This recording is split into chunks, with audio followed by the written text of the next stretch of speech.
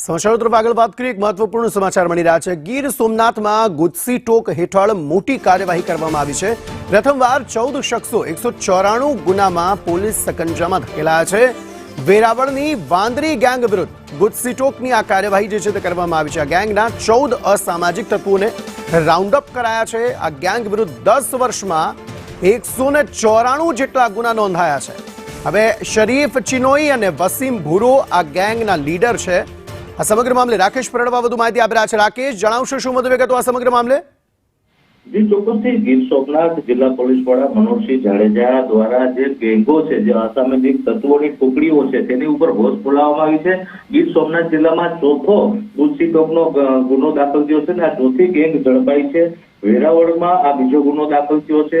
વેરાવળની જે તુરક સમાજના પ્રમુખ જાવેદ મોહમ્મદ તાજવાણી પણ આ ગેંગના સાગરીત હોવાનું પોલીસને સામે આવ્યું છે અને આ ગુના અંતર્ગત તેની પણ ધરપકડ કરવામાં આવી છે।